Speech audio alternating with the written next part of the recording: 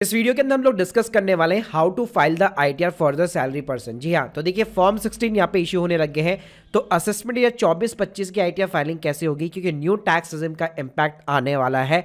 तो आपको कौन सी रिजीम जो है चूज करनी चाहिए, कितनी बार आप कर सकते हो, कैसे कर सकते हो, प्लस अगर आप फर्स्ट टाइम यहाँ पे फाइल कर रहे हो तो फॉर्म 16 के बिना भी आप कैसे एज ए आईटीआर फाइल कर सकते हो, क्या क्या चीजें आपको ध्यान में रखनी चाहिए। तो ये सब कुछ जानने को मिलेगा आपको एक ही वीडियो के अंदर। साथ में बताना चाहूंगा, अगर आप माई ऑनलाइन से ऐसे अफोर्डेबल कॉस्ट के ऊपर यहाँ पे आईटीआर फाइलिंग कराना चाहते हैं या हमसे सीखना भी चाहते हैं मास्टर क्लास के थ्रू, तो मैंने लिंक जो है डिस्क्रिप्शन बॉक्स में दे रखी है। चलिए सबसे पहले हम लोग बात करते हैं कि कौन सा ITR form as a salary person आपको फाइल करना पड़ता है। तो देखिए, अगर आपकी केवल सैलरी से इनकम है तो आपको आईटीआर 1 फॉर्म फाइल करना है, लेकिन सैलरी के साथ में अगर म्यूचुअल फंड, स्टॉक मार्केट से कैपिटल गेन है तो आईटीआर 2 फॉर्म फाइल करना है।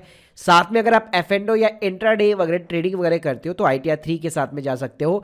इसके अलावा अगर आप छोटा मोटा बिजनेस या फ्रीलांसर से भी इनकम अर्न करते हो तो आईटीआर 4 फाइल करनी है। और फाइलिंग करने के लिए आईटीआर का एक अकाउंट चाहिए, फॉर्म 16 चाहिए, ऑप्शनल है, अगर है तो बहुत बढ़िया बात है, नहीं है तो कोई दिक्कत नहीं है। तो भाई सबसे पहले आपको अपनी आईटीआर अकाउंट के अंदर यहाँ पे सिंपली तरीके से जो है लॉगिन कर लेना है, और अगर आपके पास में फॉर्म 16 है तो फॉर्म 16 को ओपन कर लीजिए।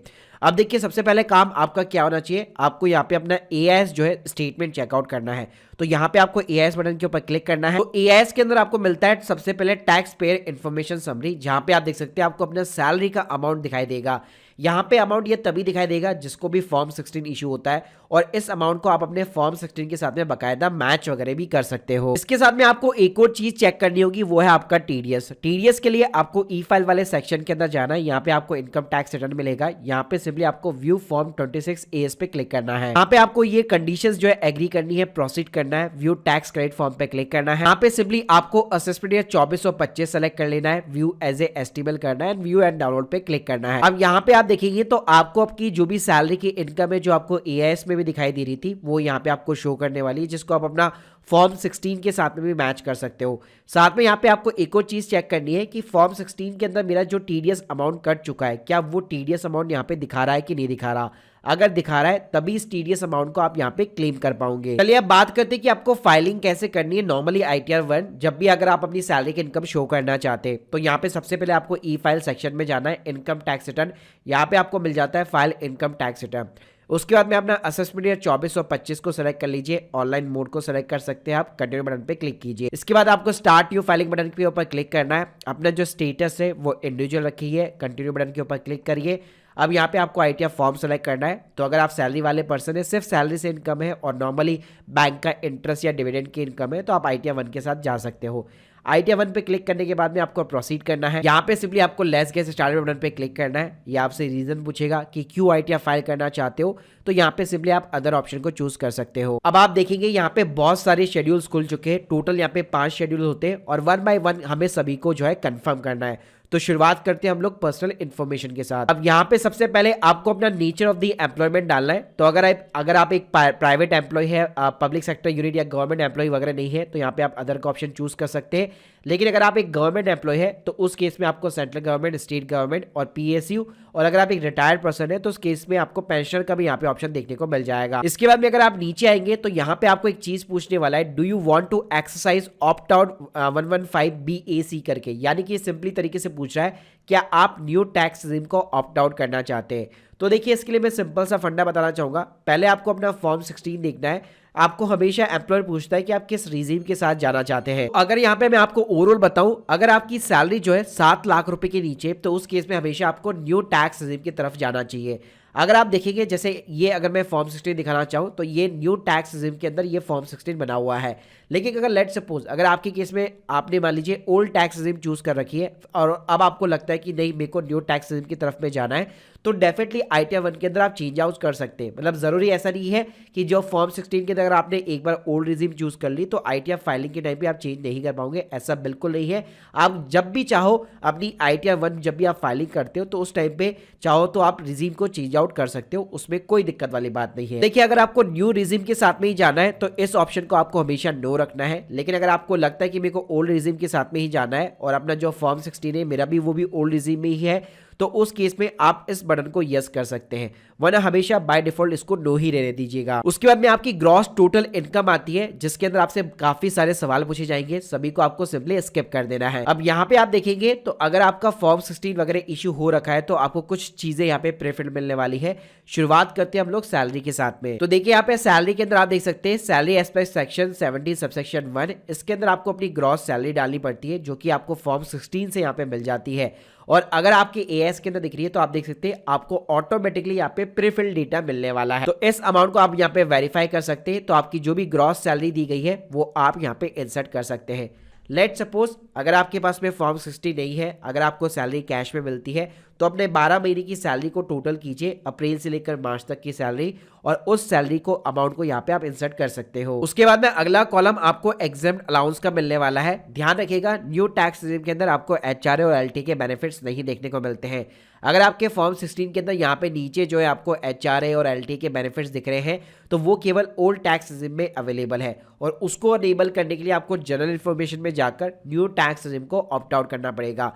बाकी यहाँ पे आपको लिमिटेड अलाउंसेस का जो है डिडक्शन देखने को मिल जाता है, जिसके अंदर आपका कोई कन्वेंस अलाउंस वगैरह है तो उसका डिडक्शन आपको देखने को मिल जाएगा न्यू टैक्स रिजीम के अंदर। के बाद में अगर आप नीचे जाएंगे तो यहाँ पे आपको 50,000 रुपए की स्टैंडर्ड डिडक्शन मिलने वाली है, और न्यू टैक्स रिजीम में भी बाकायदा 50,000 रुपए की स्टैंडर्ड डिडक्शन डेफिनेटली अलाउ है, तो इसको आपको यहाँ पे एंटर करने की जरूरत नहीं पड़ेगी, ये बाय डिफॉल्ट आपको मिलने वाला है। इसके बाद अगर आप देखेंगे तो नेक्स्ट कॉलम आपको हाउस प्रॉपर्टी का देखने को मिलता है। जैसे कि आप लोगों ने न्यू टैक्स रिजीम यहाँ पे सेलेक्ट कर रखी है, तो अगर आपने होम लोन ले रखा है खुद के हाउस के ऊपर जहाँ पे आप रहते हैं, तो उस केस में इंटरेस्ट का बेनिफिट आपको न्यू टैक्स रिजीम में नहीं मिलने वाला है। तो यहाँ पे आप देख सकते हैं सेल्फ ऑक्यूपाइड प्रॉपर्टी के ऊपर जो इंटरेस्ट वाला कॉलम है वो आपको डिसेबल मिलेगा, इसके अंदर कोई भी अमाउंट आप इंसर्ट नहीं कर पाओगे। अगर आप ये बेनिफिट लेना चाहते हो तो आपको न्यू टैक्स रिजीम जो है ऑप्ट आउट करनी पड़ेगी जनरल इन्फॉर्मेशन में जाकर, तब जाकर ये वाला जो कॉलम है वो अनेबल होगा। इसके अलावा अगर आपकी रेंटेड प्रॉपर्टी है, लेट आउट प्रॉपर्टी है, तो यहाँ पे आप अपना रेंट डाल सकते हैं 12 महीने का, आप अपना टैक्स डाल सकते हैं जो आप अपने म्युनिसिपल पार्टी को टैक्स को पे करते हैं।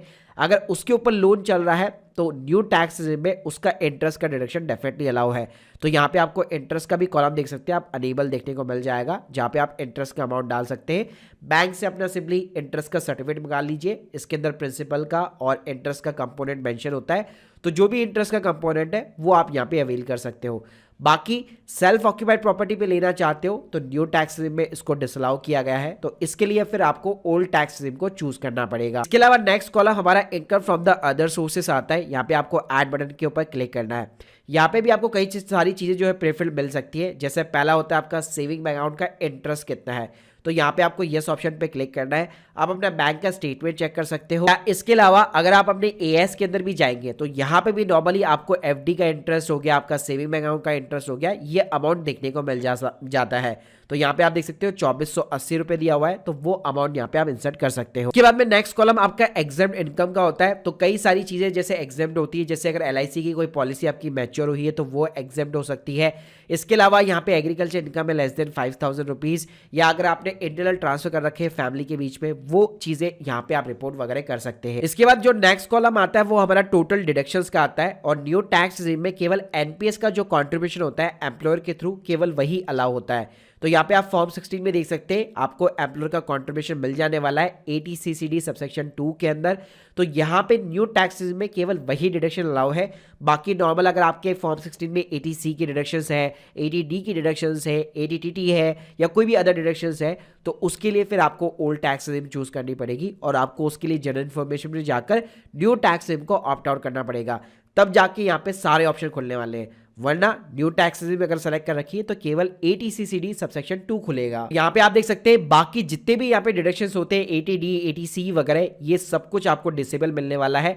इवन जो 80TT होता है interest on saving bank account 10,000 रुपए तक का, वो भी आपको यहाँ पे डिसेबल मिलेगा, क्योंकि ये कोई भी डिडक्शंस आपको न्यू टैक्स रिजीम में अलाउ नहीं रहती है। इसके बाद में नेक्स्ट कॉलम आपको टैक्स पेड का कॉलम मिलने वाला है, जिसके अंदर अगर आपकी सैलरी के ऊपर टीडीएस कटा हुआ है तो वो यहाँ पे अमाउंट आपको दिखाने वाला है। एफडी के अगेंस्ट में, डिविडेंड के अगेंस्ट में अगर टीडीएस कटा हुआ है तो वो अमाउंट यहाँ पे आपको दिखाने वाला है। इसके बाद में लास्ट कॉलम आपका टोटल टैक्स लायबिलिटी का बनता है। तो जैसे हम लोगों ने न्यू टैक्स रिजीम यहाँ पे चूज कर रखी है, तो यहाँ पे आप देख सकते हैं अगर मेरी टोटल जो इनकम है अगर 7 लाख रुपए के नीचे, तो मेरे को यहाँ पे रिबेट देखने को मिल जाती है, और यहाँ पे 25,000 रुपये तक की रिबेट मिलती है आसानी से 87E के अंदर। तो आपका कोई भी टैक्स वगैरह कुछ भी नहीं बनता है और आपका जो टीडीएस कटा हुआ है वो आपको रिफंड हो जाता है। यहाँ पे आप देख सकते हैं मैं यहाँ पे एलिजिबल हूँ अपने रिफंड के लिए। तो ये मेरा पूरा जो एक तरह से समरी यहाँ पे बन चुका है जिसको मैं एज ए पीडीएफ डाउनलोड कर सकता हूँ। अब कुछ नहीं करना, मेरे को प्रीव्यू बटन पे क्लिक करना है, यहाँ पे सिंपली कंफर्म करना है, प्रोसीड टू प्रीव्यू बटन पे क्लिक करना है। ये पीडीएफ फॉर्मेट आ जाएगा ITR 1 का जिसको आप डाउनलोड बाकायदा कर सकते हो। इसके बाद में नीचे आपको प्रोसीड टू वैलिडेशन का बटन मिलेगा। जैसे इसके ऊपर आपको क्लिक करोगे अगर कोई भी एरर होगा तो आपको बता देगा, वरना वैलिडेशन इज सक्सेसफुल।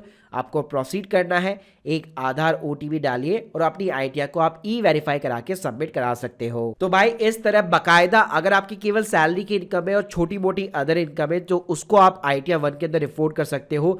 अगर आपके पास में फॉर्म 16 है तो फॉर्म 16 से जैसे हम लोगों ने डेटा पिकअप किया वैसे आप पिकअप कर सकते हो। मेक श्योर कीजिए 26 AS के अंदर और AS के थ्रू क्रॉस चेक कर लीजिएगा। साथ में अगर फॉर्म 16 नहीं है तो स्टिल अगर कैश में सैलरी मिलती है तो उसको भी आप बेसिक सैलरी वाले कॉलम के अंदर एंटर करके अपनी ITR को फिलअप वगैरह कर सकते हो। So guys hope you like this video. अगर आप हमारी सर्विस अवेल करना चाहते हैं या हमसे प्रैक्टिकली बहुत सारी चीजें सीखना चाहते हैं ITR के बारे में तो कोर्स की लिंक और सर्विस की लिंक भी मेरा डिस्क्रिप्शन बॉक्स में दे रखी है। अगर आप लोग के कोई भी डाउट्स है कमेंट बॉक्स के अंदर जरूर बताइए। Thank you guys, thank you very much.